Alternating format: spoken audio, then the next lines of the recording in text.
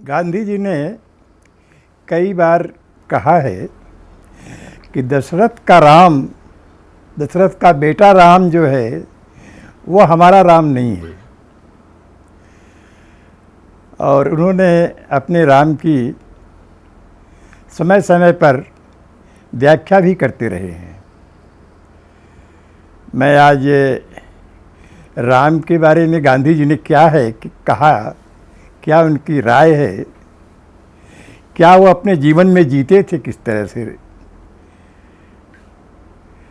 वो मैं उन्हीं के शब्दों में कहना चाहूँगा। लेकिन उससे पहले मैं ये कहना चाहूँगा कि भारत की संस्कृति जो रही है, भारत का जो दर्शन रहा है, उसमें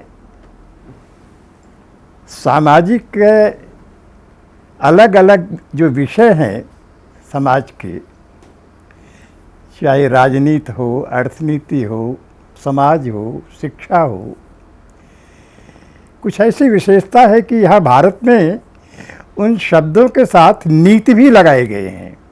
राज तो करना है लेकिन नीति के साथ करना है, राजनीति है। अर्थ भी करना है लेकिन अर्थ नीति होनी चाहिए, शिक्षा में नीति होनी चाहिए, धर्म में भी नीति होना चाहिए, समाज में भी नीति होना चाहिए। तो इन सारे अलग अलग जो पहलू हैं सामाजिक जीवन के, इन पहलुओं को व्यवहार में तो जरूर करना है लेकिन आधार उसका नीति होना चाहिए। जैसे हमारे यहाँ 4 पदार्थ माने गए, काम, अर्थ, काम। लेकिन अर्थ और काम यानी सेक्स और अर्थ, मनी, ये दोनों जीवन के लिए आवश्यक हैं, लेकिन धर्म की मर्यादा में। धर्म नहीं छूटना चाहिए, और जब धर्म की मर्यादा में होंगे तब मोक्ष की प्राप्ति होगी। लेकिन आज धर्म की मर्यादा हमारे यहाँ भी छूट गई है। पश्चिम में तो छूटी ही थी। पश्चिम की जो हवा आई, पश्चिम का जो विकास आया, उसमें ये जो धर्म की मर्यादा थी वो नहीं रह गई। परिणाम उसका ये हुआ कि धर्म की मर्यादा छूट गई तो मोक्ष नहीं है, मृत्यु है समाज में आज। तो गांधी जी शायद जिस राम को मानते थे, तो गांधी के राम इन नीतियों के साथ हैं। इन सारे विभागों में वो नीति डालना चाहते थे। इसलिए उनको कुछ लोग महात्मा कहते हैं। महात्मा होते हुए भी उन्हें राजनीति से कोई परहेज नहीं था। और आप उनकी बातों को देखेंगे उनके शब्दों में तो लगेगा कि राजनीति में भी वो इसलिए गए कि वहाँ भी उनको राम के तत्व का ही दर्शन होना था। जो है, मैं जब गांधी के राम को देखता हूँ तो कभी कभी कबीर मुझे याद आता है। कबीर ने कहा, भारी कहूँ तो बहु डरू, हल्का कहूँ तो झूठ, मैं का जानू राम को नैनन कबहू न दीठ। कबीर जैसा आध्यात्मिक साधक राम के बारे में कोई आकार नहीं बता रहा है। और जैसे उसने किसी कर्मकांड को महत्व नहीं दिया, बल्कि कर्मकांड की एक तरह से निंदा ही किया। हिंदुओं के लिए, मुस्लिमों के लिए पत्थर पूजे हरि मिले तो मैं पूजू पहाड़। हिंदुओं मुसलमानों के लिए कहा, कंकड़ पत्थर चुन के मस्जिद दिया बनाए, ताचड़ मुल्ला बाग दे बारह हुआ खुदाई। ऐसे ही गांधी के राम में कर्मकांडों के लिए बहुत जगह नहीं है। तो अब मैं अपनी बात कहूँ बजाय उसके, गांधी के शब्दों में ही मैं कहना चाहूँगा कि गांधी के राम की अवधारणा क्या थी और किस तरह से उन्होंने सामाजिक जीवन के अनेक पहलुओं में वही जो पुरानी संस्कृति और दर्शन रहा है, वो धर्म का तत्व कैसे डालना चाहते हैं जो है। तो राम के बारे में गांधी जी कहते हैं, मैं ईश्वर को व्यक्ति नहीं मानता।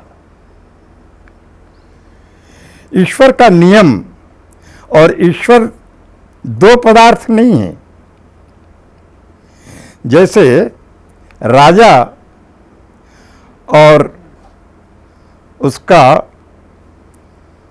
शासन जो होता था, तो ईश्वर राजा की नीति और राजा अलग नहीं हो पाते थे।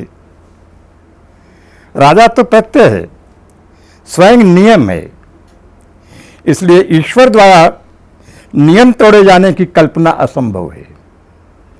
महात्मा गांधी एक दूसरी जगह पर मानते हैं कि अस्तित्व या जीवन के एकत्व और पारस्परिक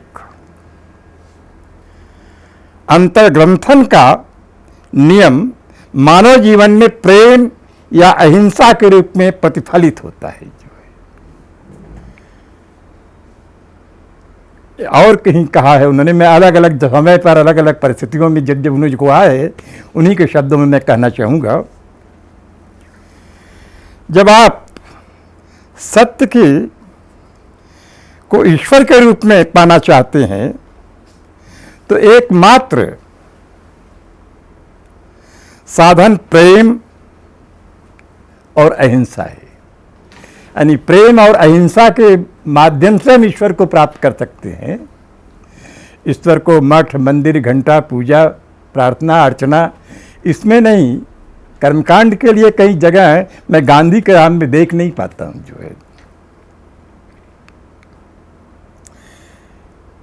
एक जगह वो कह रहे हैं कि एकमात्र साधन प्रेम और अहिंसा है, मैंने कहा, और क्योंकि मैं मानता हूं कि साधन और साध्य ये पर्यायवाची है।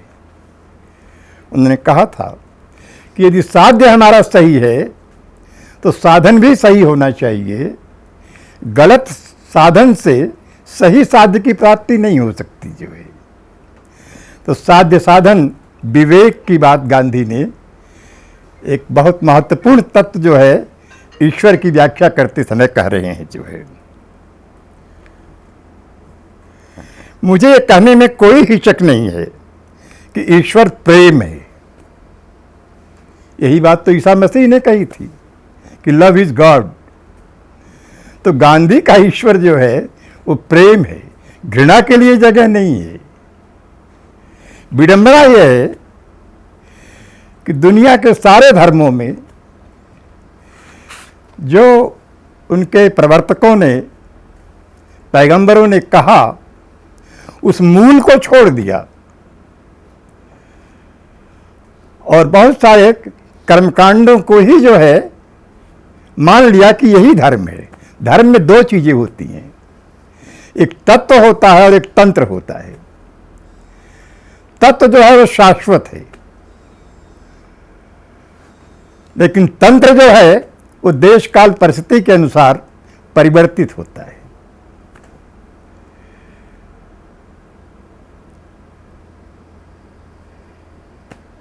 देखें अपने यहाँ तो अपने यहाँ जो है नीति और मूल्य, अहिंसा और प्रेम, ये ईश्वर का स्वरूप माना गया था। और चूंकि मैं आज जो हिंदू मुस्लिम में देख रहा हूँ तो मुझे गांधी की बहुत सारी बातें याद आती हैं। आज के हिंदू मुस्लिम में कर्मकांड जो तंत्र है उसी को धर्म मान लिया गया, सभी जगह, सभी धर्मों में। जो है हमारे यहाँ यदि मुख्य कहा जाए तो ज्ञान, हिंदू धर्म का ज्ञान, अहम ब्रह्मास्मि तत्त्वमसि, मैं भी ब्रह्म हूँ तू भी ब्रह्म है, ईश्वर अंश जीव अविनाशी।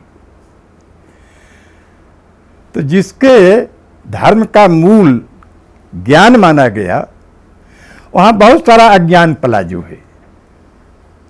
मैं तो कभी कभी सोचता हूँ कि पंडित जी का पत्रा न हो तो हिंदू धर्म एक दिन भी न चले। बेटा मूल में पैदा हुआ, बाप पचका में मरा, जो है पूरे उस सोमवार को जो है पूरब मत जाइए, शनिवार को जो है वो पश्चिम मत जाइए, विवाह को दक्षिण मत जाइए। तरह तरह के जो है कर्मकांड इसमें पनपते चले गए, ज्ञान पनपता चला गया। उसी तरह से अरब से आए थे मुसलमान, अरब में रहते थे, पानी की कमी थी, इसलिए वहाँ बधना रखा गया पानी के लिए। हमारे यहाँ लोटा रखा गया, नदियों किनारे जो है सारी हमारी बसें लोग जो है पहले। अब ये लोटा और बधना धर्म का हिस्सा नहीं है, लेकिन हमारी अज्ञानता बस हमने इसको धर्म का हिस्सा मान लिया। इस तरह से हम नारियल का छिलका जिस तरह से होता है, हम धर्म को मानने वाले लोग जो है उस नारियल के छिलके में लग गए हुए हैं। ऊपर जो है जटाजूट में फंसे हुए हैं। जटाजूट को हटाएं, गरी को तोड़ें तो नीचे मीठी गरी मिलेगी जो है, वहाँ तक जाने की तैयारी नहीं है हमारी। इसलिए धर्मों के नाम पर पूरी दुनिया में जितने संघर्ष हुए शायद किसी के नाम पर नहीं हुए। ईसा मसीह ने प्रेम की बात कही थी। मैं मानता हूँ कि गांधी का राम जो है वो समझने की आवश्यकता है हम लोगों को, इसलिए मैं गांधी के शब्दों में ही गांधी के बारे में उनकी राय क्या है राम के बारे में अपने उन्होंने कहा है। एक जगह उन्होंने कहा है कि सत्य की सार्वभौम और सर्वव्यापी भावना के प्रत्यक्ष दर्शन वही कर सकता है जो क्षुद्रतम प्राणी से भी उतना ही प्रेम करता है जितना स्वयं से करता है। हमारे यहाँ तो क्षुद्रतम प्राणी के लिए जो है पंडित जी लोग, ब्राह्मण लोग जो है वो हरिजन है, फलाना है, ठिकाना, कितनी जातियां पैदा हो गई इसमें जो है। जो क्षुद्रतम प्राणी के साथ, केवल मनुष्य के साथ नहीं, कीड़े मकोड़े के साथ भी जो है अहिंसा का प्रयोग, प्रेम का प्रयोग जो है कर सके, इस तरह से जो है।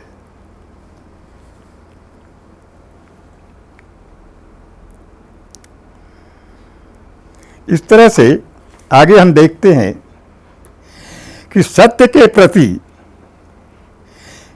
मेरे अनुराग ने मुझे राजनीति के क्षेत्र में लाकर खड़ा कर दिया।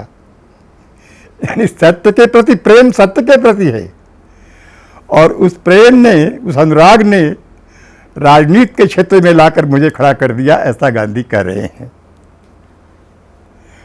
और आगे वो कह रहे हैं, और बिना हिचक किंतु विनम्रता पूर्वक मैं ये कहना चाहूँगा कि जो कहते हैं कि धर्म का राजनीति से कोई रिश्ता नहीं है, वे नहीं जानते कि धर्म क्या है। लोग कहा करते हैं कि धर्म का और राजनीति का कोई रिश्ता नहीं है, और गांधी जी तो राजनीति में भी जो है, जो नीति वाला तत्व है, वहाँ भी वो धर्म डालना चाहते हैं। ये गांधी जी के सत्य के बारे में जो भाव है। दूसरी जगह कहीं कह रहे हैं कि मेरे लिए ईश्वर सत्य व प्रेम है, ईश्वर नीति और नैतिकता है, ईश्वर निर्भयता है, ईश्वर जीवन और आलोक का स्रोत है, ईश्वर अंतरात्मा है। ये गांधी ही कह सकता है, और जगह कहीं नहीं दिख रहा है जो है, ईश्वर अंतरात्मा है। इन लक्षणों से को मिलाकर पढ़ें तो स्पष्ट हो जाता है कि ईश्वर तक ईश्वर नैतिक अंतरात्मा है। ईश्वर जो नैतिक अंतरात्मा है, अनैतिकता के लिए जगह नहीं है वहाँ। जो सत्य और प्रेम के रूप में प्रकट होता है, वो नैतिकता सत्य और प्रेम के रूप में प्रकट होती है। एक जगह गांधी और कह रहे हैं कि प्रेम मेरे लिए नैतिक में आध्यात्मिक समाविष्ट है। जो मैं नैतिक कहता हूं उसमें आध्यात्म भी समावेश है, उसमें जो है। सुधारक के रूप में मैंने हर चीज को नैतिक दृष्टि से देखा है। चाहे मैं किसी राजनीतिक समस्या से जूझ रहा हूं अथवा सामाजिक या आर्थिक समस्या से, उसका नैतिक पक्ष सदैव प्रबल होकर मेरे सामने आ जाता है कि उस राजनीतिक सामाजिक समस्या का नैतिक पक्ष क्या है, और मेरे संपूर्ण दृष्टिकोण पर वो छा जाता है।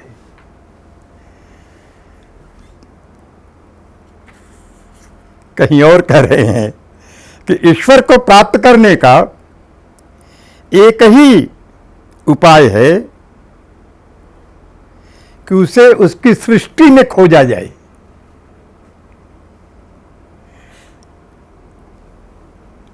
और उसके साथ एकाकार हुआ जाए। मैं कभी कभी सोचता हूं कि इस सृष्टि का रचयिता कोई होगा। गांधी ने उसे ईश्वर कहा। जो चीज मनुष्य नहीं बना सकता वो बनाने वाली कोई अलौकिक शक्ति ही होगी। चांद है, सूरज है, धरती है, आकाश है, हवा है, पानी है, नदियां हैं, पहाड़ है, ये सारा किसी मनुष्य को नहीं संभव है बनाना। तो ईश्वर मान लिया है कि ये जो सृष्टि दिख रही है, प्रकृति दिख रही है, ये ईश्वर है इसका सृष्टा। मुझे लगता है कि इस सृष्टि को बनाने वाले को नाम ईश्वर दे दिया लोगों ने, क्योंकि मनुष्य नहीं बना सकता, कोई अलौकिक शक्ति है। तो उनको कह रहे हैं कि सृष्टि में देखना, ईश्वर को सृष्टि में देखना और उसके साथ एकाकार हुआ जाए, प्रकृति के साथ अपने को एकाकार किया जा सके। और अब मैं यहाँ देखता हूँ भारत की संस्कृति दर्शन में कैसे एकाकार हमारे पूर्वज हुए सृष्टि के साथ। यहाँ जन्म देने वाली माँ तो थी ही, पंच माताएं थी। पृथ्वी भी हमारी माँ, गाय पशु भी हमारी माँ, गंगा नदी भी हमारी माँ, तुलसी का पौधा भी हमारी माँ। पंच माताएं थी यहाँ। उनके लिए राइन नदी पानी है, हमारे लिए गंगा माँ है, नर्मदा माँ है। और हम प्रकृति के गोद में हैं, तो इनकी हम पूजा करते थे। यहाँ चाँद की पूजा होती है, सूरज की पूजा होती है, धरती की पूजा होती है, तुलसी माँ की पूजा होती है, गाय की पूजा होती है। यही तो प्रकृति है। क्या भारत की संस्कृति रही है। देख सोचता हूँ तो लगता है कि कोई अलौकिक ही रचना है ये। कोई गांव का स्त्री पुरुष नहा धो करके एक लोटा जल पीपल और नीम के पेड़ पर डालते हैं। वो नहीं जानते कार्बन डाइऑक्साइड क्या है, ऑक्सीजन क्या है। लेकिन चूंकि ये दोनों वृक्ष 24 घंटे ऑक्सीजन देते हैं, तो हमारी संस्कृति का हिस्सा बन गया जो है, नहा धोकर पवित्र भाव से जो है पीपल और नीम के पेड़ पर हम लोटा जल डालते हैं।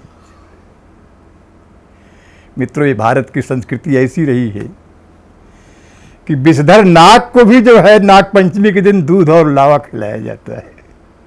कितनी अद्भुत है ये सारा दृश्य देख करके लगता है। गांधी कह रहे हैं आगे कहीं कि मैं ईश्वर को मानवता की सेवा के जरिए पाना चाहता हूं। यानी मानवता की सेवा करने से ईश्वर की प्राप्ति होगी, ये गांधी कह रहे हैं।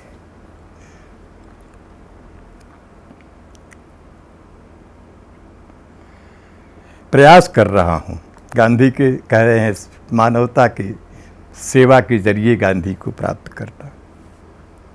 क्योंकि मैं जानता हूं कि न वह स्वर्ग में है न पाताल में है, बल्कि हम सब में व्याप्त है। ईश्वर अंश जीव अविनाशी, जीव मात्र में व्याप्त है जो है। अतः गांधी की आध्यात्मिकता किसी प्रकार या सामान्यतः धार्मिक कही जाने वाली अवधारणा के साथ नहीं बैठती।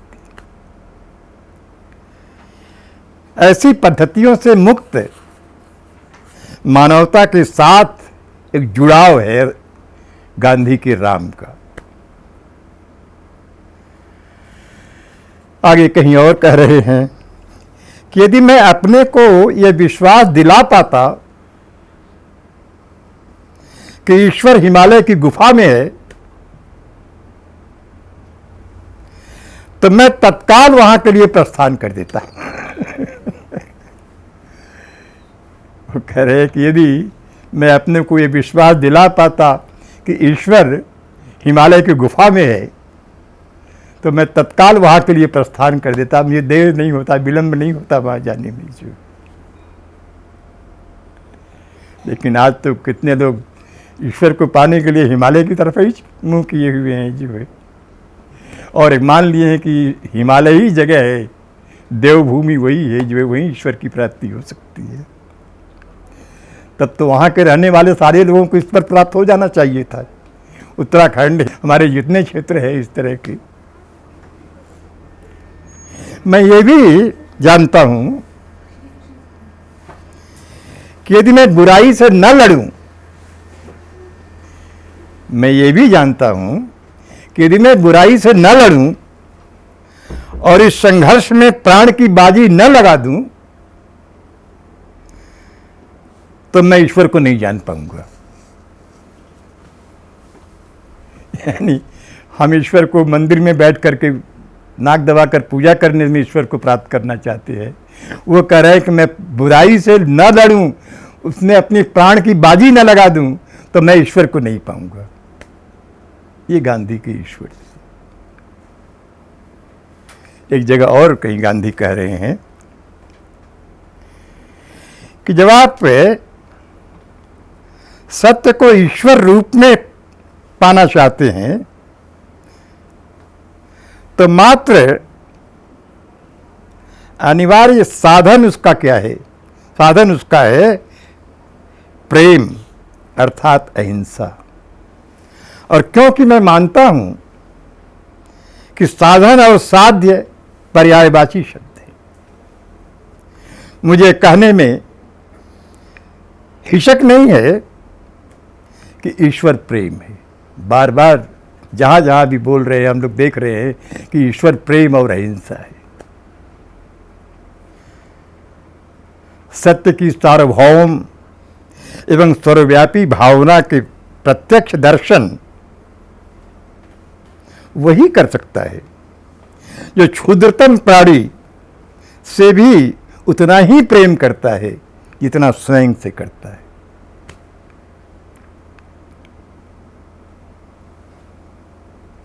और जो ऐसा करने का आकांक्षी हो, वह जीवन के किसी क्षेत्र में अपने को असंपृक्त नहीं रख सकता। यही कारण है कि सत्य के प्रति मेरे अनुराग ने मुझे राजनीति के क्षेत्र में लाकर खड़ा कर दिया है। गांधी के सत्य को मैंने कोशिश की है कि जहाँ जहाँ गांधी के सत्य की व्याख्या उन्होंने की है, उन जगहों से मैं जोड़ने की कोशिश करूं। इस तरह से मैंने आपके सामने ये रखने की कोशिश की कि गांधी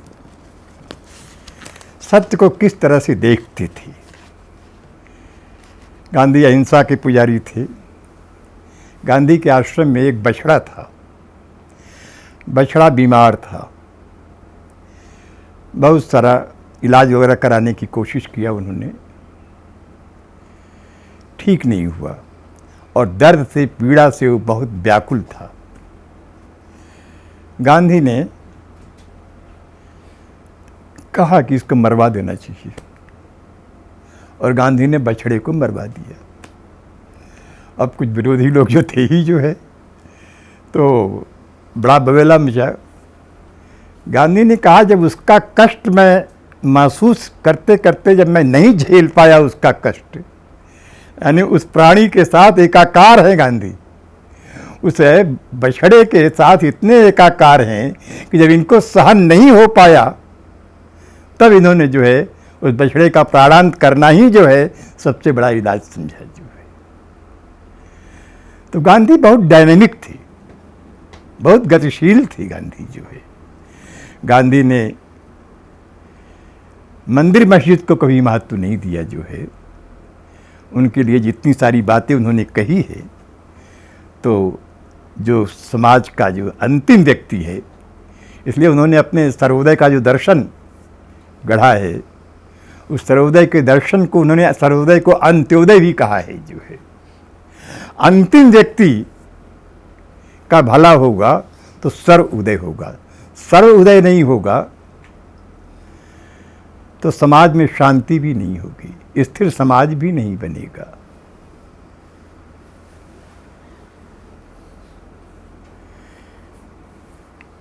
कहीं दिनकर ने कहा है 4 लाइन, शांति नहीं जग में तब तक भाग न नर का सम हो, नहीं किसी को बहुत अधिक हो, नहीं किसी को कम हो।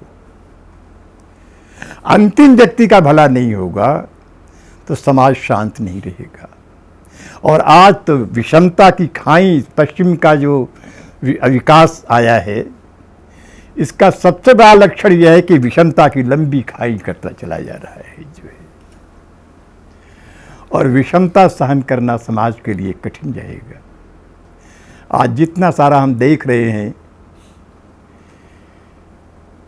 आतंकवाद, माओवाद, नक्सलवाद, छीना झपटी, ये सारा इसलिए है कि समाज में कुछ लोग छूटे हुए हैं, इस विकास से कुछ लोग वंचित रह गए हैं। तो जो वंचित रह गया है वो शांत से न रहेगा न समाज को रहने देगा। तो गांधी के राम की बात जो हम लोगों ने देखी, मुझे लगता है कि उस राम की साधना, उस राम की समझ आज समाज में पैदा हो लोगों के बीच में, तो सही मायने में गांधी ने जो सर्वोदय और अंत्योदय की कल्पना की है वो साकार होगा। और शायद उसके बिना समाज एक स्थायी समाज रचना नहीं हो सकती जो है। तो गांधी ने इन मूल्यों को जीने के लिए एक नया समाज बनाने की बात भी कही थी। गांधी के लिए अंग्रेजों का जाना सत्ता हाथ में लेने का मौका नहीं था। गांधी के लिए अंग्रेजों का जाना आज़ाद भारत में जिसको कल्पना की थी उन्होंने सर्वोदय समाज की, उस सर्वोदय समाज की रचना को साकार रूप देने का प्रयत्न का मौका मिल सके, अवसर मिल सके आज़ाद भारत, इसलिए गांधी को चाहिए था। तो यहाँ हम लोगों ने गांधी के राम को देखने की कोशिश की और मैं अधिकांश बातें उन्हीं के शब्दों में कहने का प्रयत्न किया है। यदि उसकी साधना हमारी बन सके, मुझे लगता है कि एक सुंदर समाज की रचना हो सकती है।